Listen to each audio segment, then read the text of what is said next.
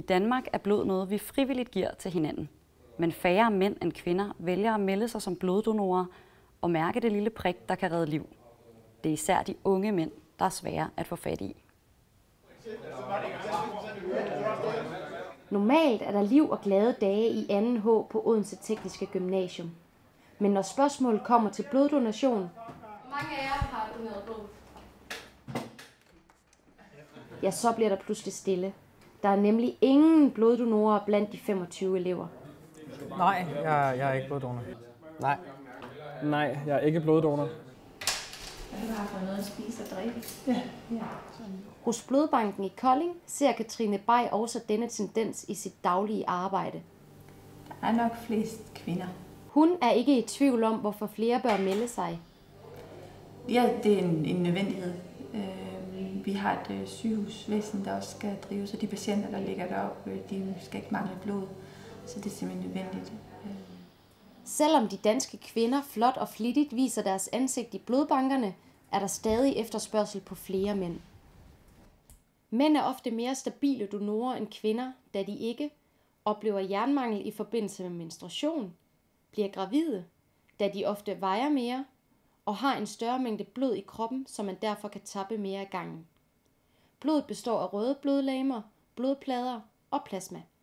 Efter en tapning kan blodet deles op i de forskellige dele og bruges til forskellige behandlinger. Efterspørgslen på plasma er steget de seneste år, og til visse behandlinger kan man udelukkende bruge plasma fra mænd. Der er altså flere grunde til, at det ikke er nok, at kvinder er gode til at melde sig. Ifølge ledende overlæge på Aarhus Universitetshospital Bjarne Kuno Møller er efterspørgslen på plasma så høj, at blodbankerne ikke kan følge med. Det, der er mangel på, det er plasma. Vi fremstiller plasma også fra fuldblod, når vi tapper det. Vi har en deficit lige i øjeblikket på et eller andet sted omkring 30 ton plasma, som vi faktisk ikke får skaffet. Man løser det jo ved, at så skaffer vi det plasma fra andre lande. Så den leverandør, som fremstiller det her immunglobulin til Danmark, er så nødt til at bruge plasma fra donorer i andre lande til at fremstille det af. Så det er det, vi er i nu. Immunglobulin findes i plasmaet og bruges til fremstilling af medicin. Men købet af plasma fra udlandet kan vise sig at være en kortsigtet løsning. I andre lande stiger efterspørgselen efter immunglobulin, så der er en reel risiko for, at vi ikke vil kunne blive ved med at købe os til immunglobulin fra andre lande. Og uden plasma er konsekvensen klar. Så vil der være nogle patienter, som ikke kan få deres behandling, hvis ikke vi kan skaffe det de skal bruge. En af de patienter, som det kan få konsekvenser for, er 2-årige Anna Dora Paulsen i Tranbjerg. Vi giver hende det hver søndag, så det er sådan et ritual her om søndagen, at så ved hun, at jeg skal have min medicin. Anna Doras immunforsvar fungerer ikke selv. Derfor får hun medicin, der er lavet af plasma fra de frivillige donorer. Sådan. Du er dygtig, ikke? Dygtig! Men før hun fik medicinen, så det kritisk ud. Hun havde det rigtig skidt. Så vi valgte også af samme årsag, både fordi vi havde behov for, at hun havde et navn, og valgte at få hende døbt op. Sådan, så vi følte, at vi ligesom havde, at hun ikke bare havde et lille nyfødt pige på journalen, men at hun fik sit navn. Julie Paulsen sætter pris på de danske donorers indsats. Ja, det er dybt taknemmelig for, at der er nogle mennesker, der vil gøre det. Altså, fordi, ja, hvor vil vi være, det ved jeg ikke. Altså, det tør jeg ikke engang gisne om overhovedet. Ja. Vi har foretaget en spørgeskemaundersøgelse. Til spørgsmål om, hvad der kan få flere til at melde sig som donorer, har størstedelen af de adspurgte mænd svaret betaling, gaver og mere information. Der har den ikke været dækkende for vores forbrug. Generalsekretær for bloddonorerne i Danmark, Jesper Willumsen, afviser, at betaling bliver en mulighed. En vigtig del af sikkerheden ligger i, at der ikke er betaling. Det er bloddonorerne i Danmark, der står for at informere og tiltrække flere donorer. Men de har endnu ikke knækket koden for, hvordan de skal tiltrække de unge mænd. Men mændene, de begynder først at tilmelde sig omkring for 25 års alderen.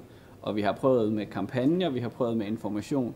Det flytter sig ikke noget, før de bliver 25. Til efterspørgselen på mere information om emnet, mener Jesper Willumsen, at bloddonorerne i Danmark gør alt, hvad de kan. Men det er ikke jeres opgave at nå ud til dem? Prøv det igen. Det er vores opgave at få de her unge mænd informeret om bloddonation og hvorfor bloddonation er vigtigt.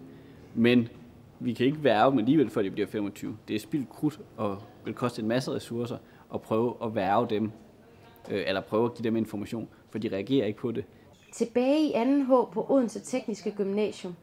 Her mener eleverne ikke, at krudtet vil være spildt ved mere oplysning. Jeg vil egentlig gerne, men det er ikke rigtig informeret nok. Man ved ikke, hvor det er henne. Og igen, jeg vidste ikke, hvor lang tid det tog. Jeg troede ikke, at man kunne blive bloddonor kun som 17-årig, som jeg er. Og jeg har ikke set så meget information om det. Jeg synes ikke, der bliver reklameret så meget på det. Kun en gang mellem en taxa-reklame eller noget.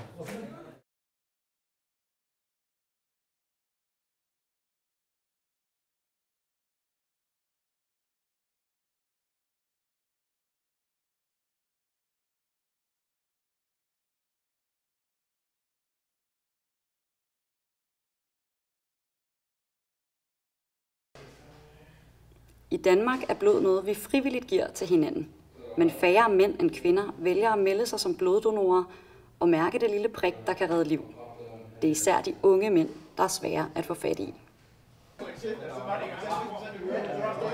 Normalt er der liv og glade dage i 2H på Odense Tekniske Gymnasie.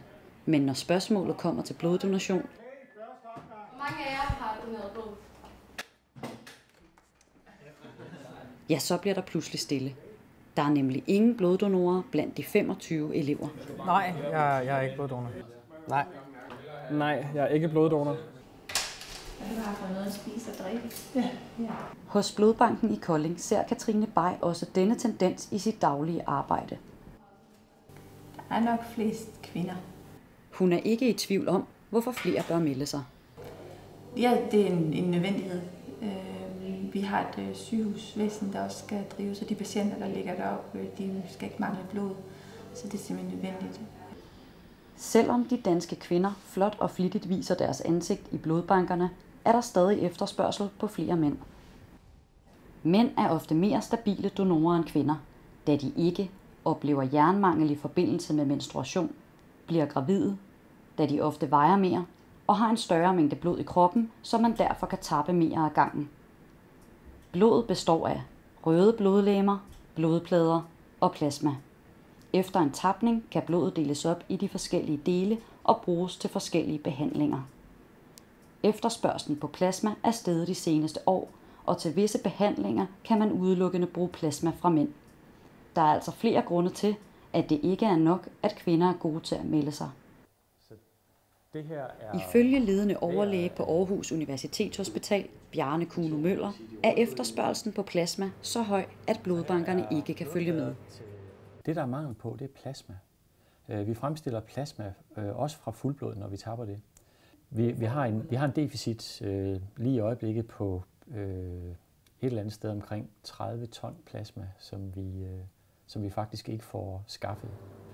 Man løser det jo ved, at så skaffer vi det plasma fra andre lande. Så den leverandør, som fremstiller det her immunglobulin til Danmark, er så nødt til at bruge plasma fra donorer i andre lande til at fremstille det af. Så det er det, vi er i nu. Immunglobuliner findes i plasmaet og bruges til fremstilling af medicin. Men købet af plasma fra udlandet kan vise sig at være en kortsigtet løsning.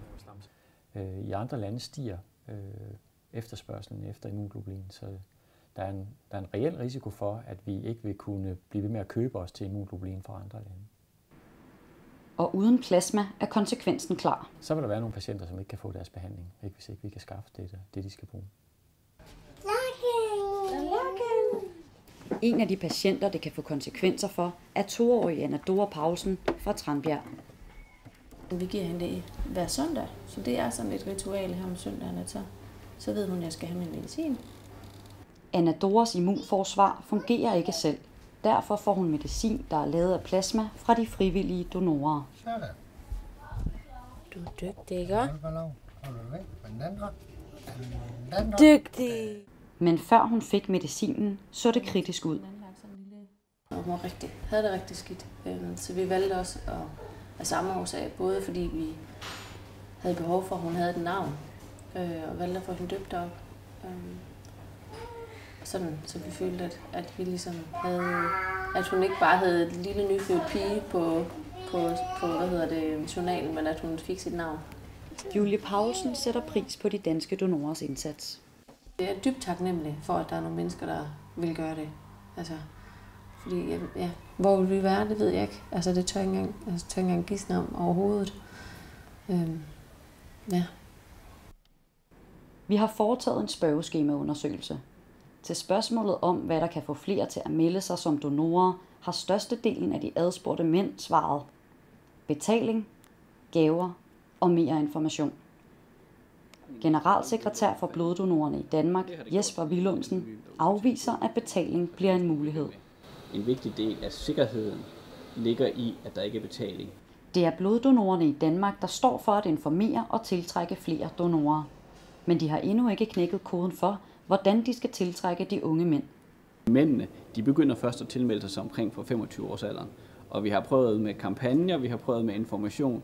Det flytter sig ikke noget, før de bliver 25. Til efterspørgselen på mere information om emnet, mener Jesper Willumsen, at bloddonorerne i Danmark gør alt, hvad de kan. Men det er ikke jeres opgave at nå ud til dem? Prøv det igen. Det er vores opgave at få de her unge mænd informeret om bloddonation og hvorfor bloddonation er vigtigt.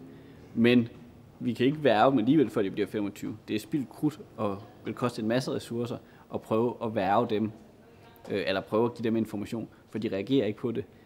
Tilbage i 2H på Odense Tekniske Gymnasie. Her mener eleverne ikke, at krudtet ville være spildt ved mere oplysning. Jeg vil egentlig gerne, men det er ikke rigtig informeret nok. Man ved ikke, hvor det er henne. Og igen, hvis det ikke, hvor lang tid det tog. Jeg troede ikke, at man kunne blive bloddonor kun som 17-årig, som jeg er. Og jeg har ikke set så meget information om det. Jeg synes ikke, der bliver reklameret så meget på det. Kun en gang imellem en taxa-reklame eller noget.